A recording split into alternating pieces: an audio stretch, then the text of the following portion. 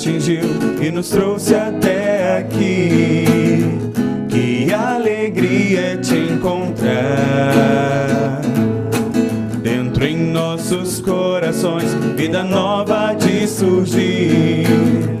O amor de Deus nos faz cantar. O Senhor nos escolheu e a promessa se cumpriu e nos envolveu com sua glória. Exultem de alegria todos que o adoram, pois o nosso canto é de vitória. Carlos Henrique, a gente estava falando no último bloco dessa divisão entre o Antigo Testamento e o Novo Testamento. Então agora vamos abordar mais essa questão do Novo Testamento, né?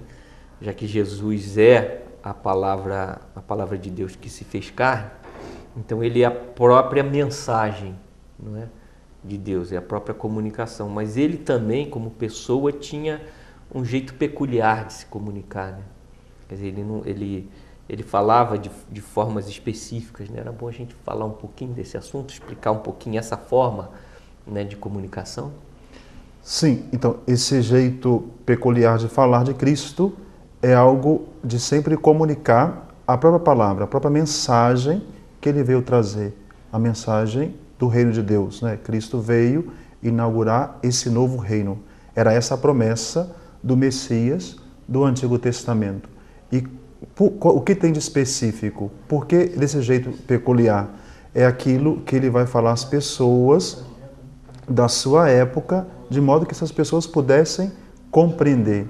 Por exemplo, fala em parábolas do agricultor, do campo, do filho pródigo, aquelas diversas parábolas que nos trazem os evangelhos, mas fala de algo que o homem estava acostumado a viver, que era próprio do seu contexto social e cultural, mas o homem era capaz de compreender isso. Então, é um jeito peculiar? Sim, mas próprio para a compreensão do ser humano, porque a mensagem é de Deus para o homem, é uma comunicação clara, objetiva, que Cristo veio trazer.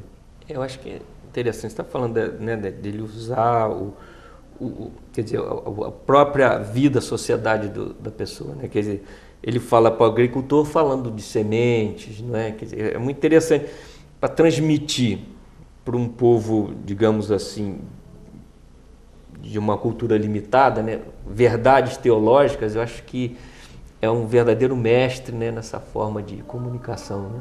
Sim, porque vai saber que aquela cabeça está apta a entender aquela mensagem que ele está falando, que é algo simples do dia a dia do homem, mas que pode levar a Deus. E a gente vê também aqui aí uma profunda relação com o Deus, o mesmo Deus do Antigo Testamento, que fez a história da salvação na história do ser humano.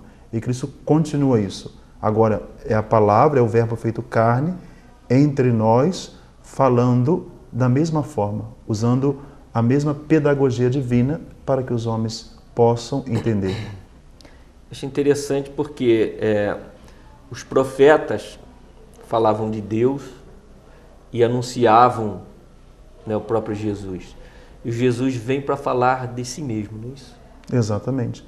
E do projeto do Pai.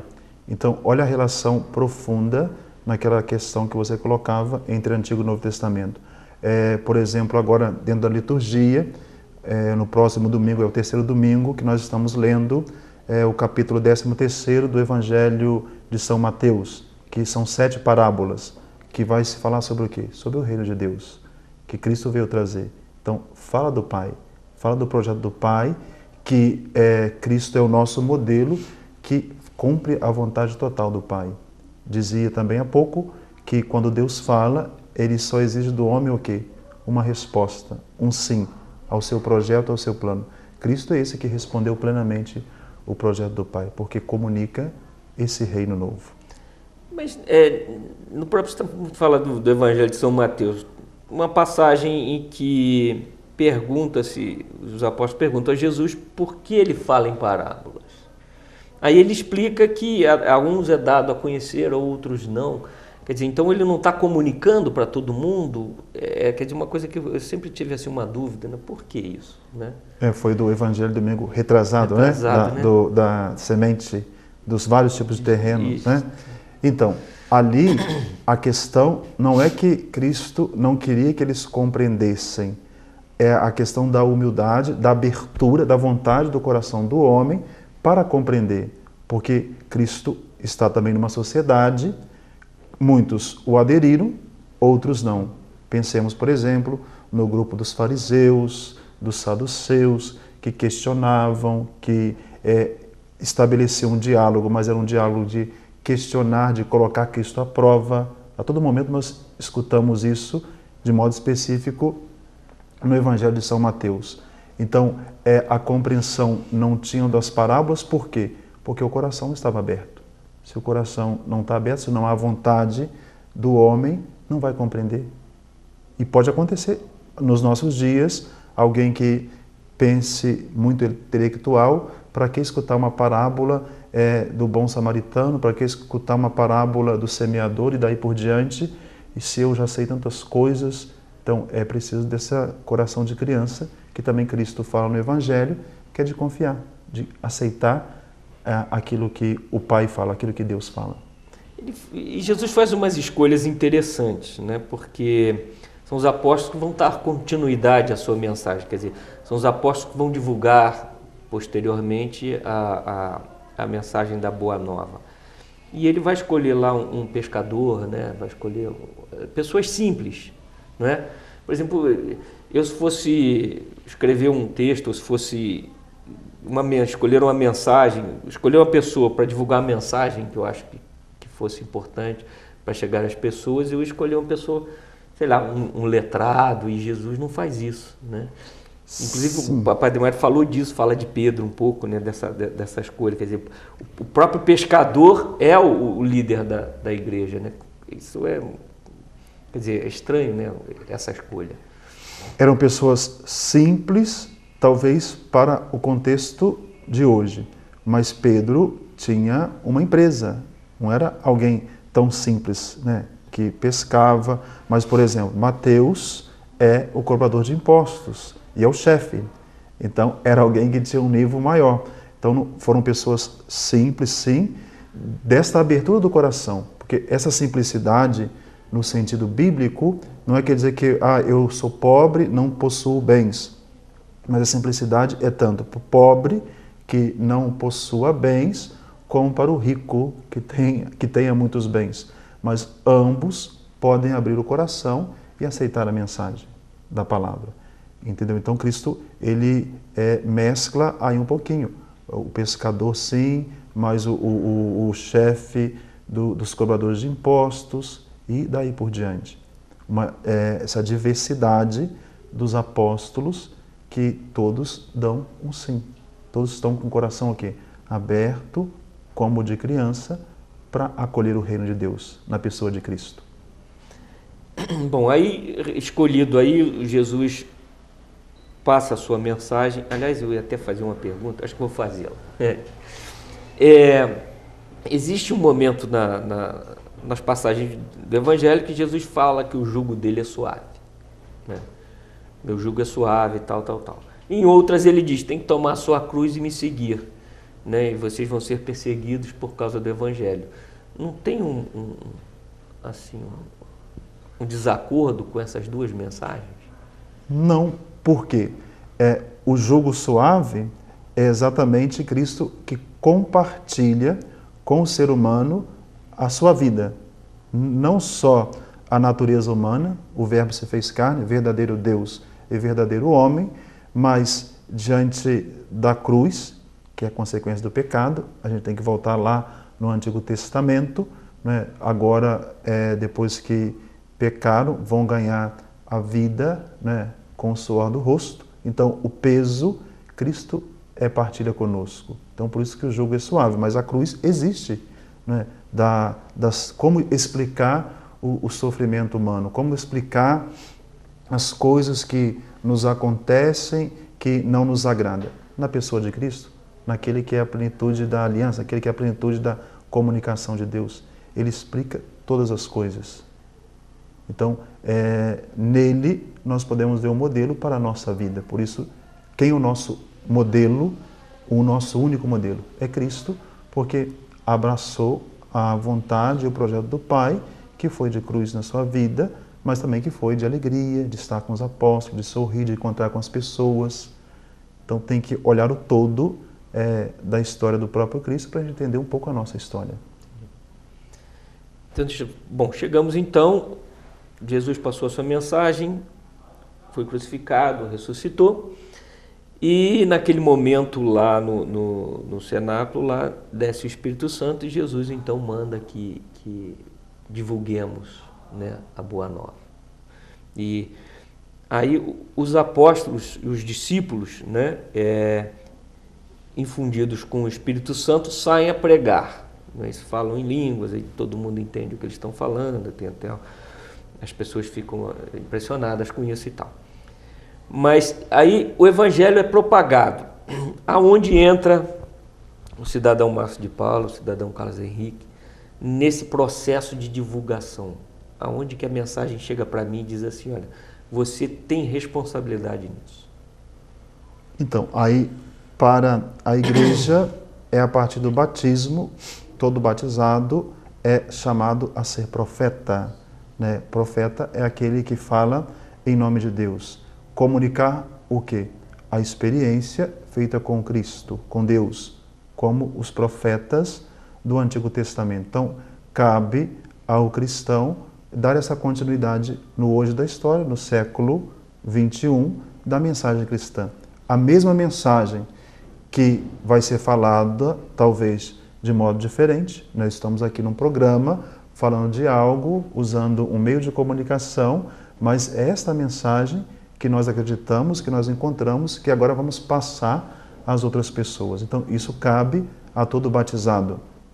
E é interessante que agora, com o plano pastoral de conjunto da diocese, tem se falado muito na índole secular dos fiéis leigos. O que é isso? Que o leigo no mundo é chamado a dar testemunho de Cristo, no mundo da sociedade. Talvez aquilo que o sacerdote não consiga fazer junto do meio que ele vive, porque talvez mais voltado para as pessoas que vão à paróquia, até vai às casas, mas o fiel leigo é aquele que se comunica com muitos tipos de pessoa.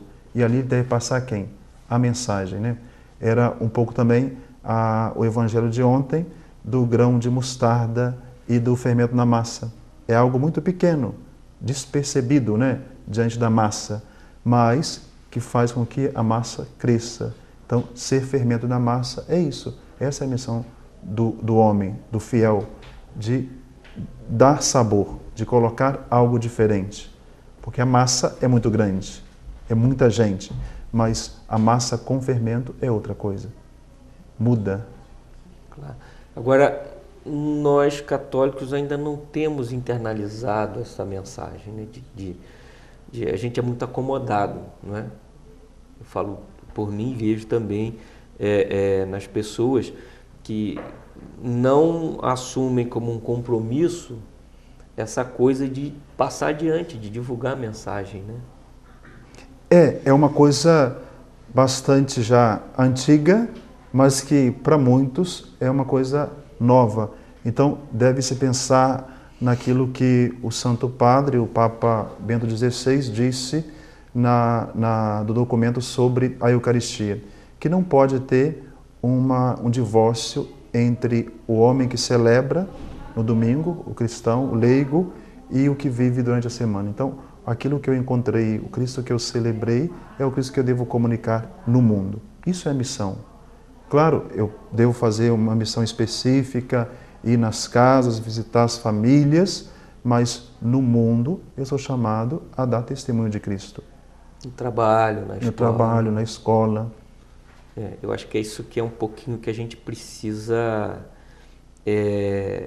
nós cristãos, né, precisamos assumir esse papel, né, que a gente vê pouco isso, né, principalmente nós católicos, né, eu acho que a gente se limita aí à missa e tal, e a coisa fica muito, né, Eu não sei se a sua visão é essa também. Não sei Sim, se tem...